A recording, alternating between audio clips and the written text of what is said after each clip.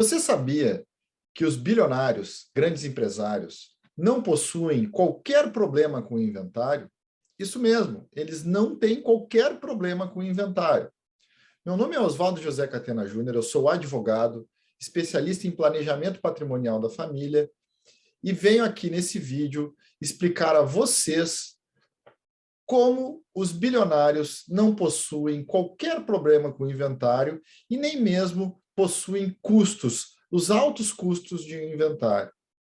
Na realidade, essas pessoas, eles não sujeitam o seu patrimônio ao inventário, mesmo sendo um procedimento obrigatório para a transmissão da propriedade dos bens após o falecimento do titular.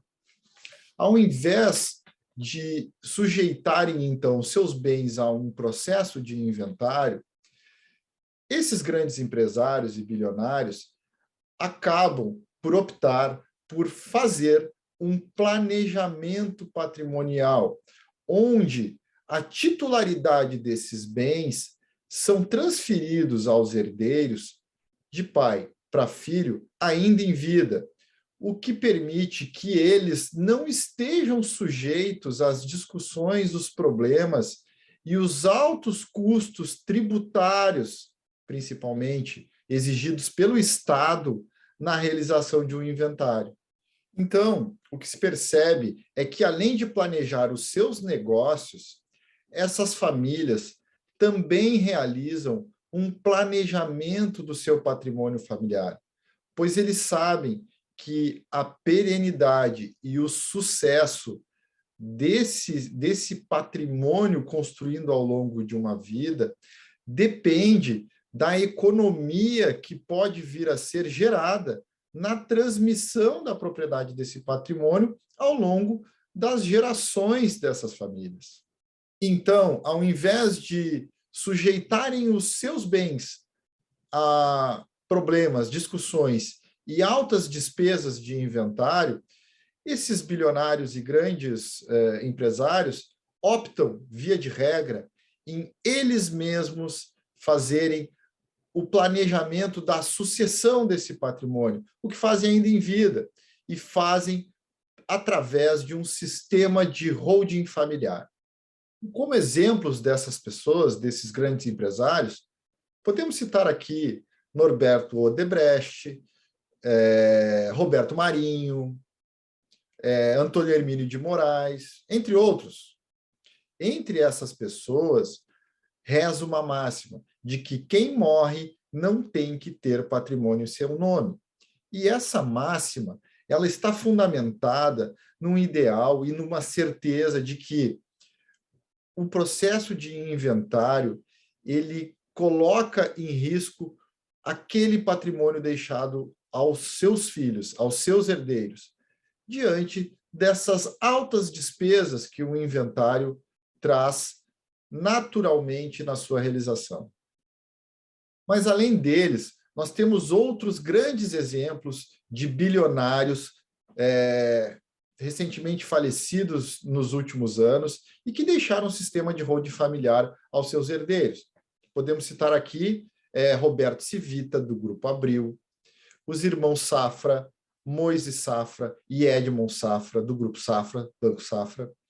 Temos também aqui Samuel Klein, das Casas Bahia, e também temos a senhora Dirce Navarro de Camargo, do Grupo Camargo Correia, que também deixou um sistema de holding familiar aos seus herdeiros. Aliás, para demonstrar a vocês de como funciona um sistema de holding familiar e quais são os benefícios que esse sistema traz à proteção dos bens da sua família, eu vou demonstrar aqui um exemplo justamente da filha da dona Dirce, a senhora Renata Camargo, herdeira do Grupo Camargo Correia. A senhora Renata, recentemente, adquiriu, logo após o escândalo de corrupção envolvendo o Grupo Camargo Correia e o acordo de leniência firmado pelo grupo e que implicou na devolução de milhões aos cofres do Estado, a senhora Renata adquiriu um apartamento na ilha de Manhattan, em Nova York, em um dos prédios mais caros do mundo. Esse apartamento custou à senhora Renata o valor de 30 milhões de dólares. Isso mesmo, 30 milhões de dólares em um dos locais mais caros do mundo. Esse apartamento, inclusive, ele é um dos melhores do edifício esse que conta com ilustres moradores e vizinhos da senhora Renata. Paul McCartney, Naomi Campbell e Madonna são moradores desse prédio. Para vocês terem uma noção do quão requintado e de quão valioso é esse imóvel, esse apartamento ele tem uma piscina com água salgada, próprio do apartamento. E tudo isso, toda essa compra foi feita de forma legal, legítima, porque a família tem constituída um sistema de holding familiar, onde esses bens, os bens da família, estão protegidos, apartados das obrigações, atos e demais bens do Grupo Camargo Correia, o que propicia uma proteção desses bens familiares. Dessa forma, os bens da família acabaram não sendo envolvidos ou impactados pela consequência financeira que o acordo de leniência trouxe ao Grupo Camargo Correia. Então, essa distinção entre o que é da família e o que é da empresa somente foi possível de ser legitimada por intermédio de um sistema de holding familiar.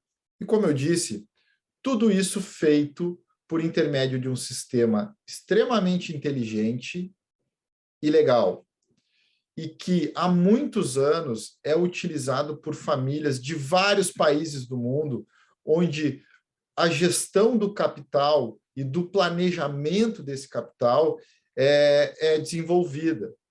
No Brasil, esse sistema ainda é pouco conhecido.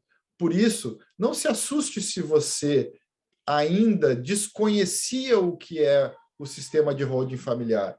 De fato, é uma realidade de todos os brasileiros ainda, esse desconhecimento.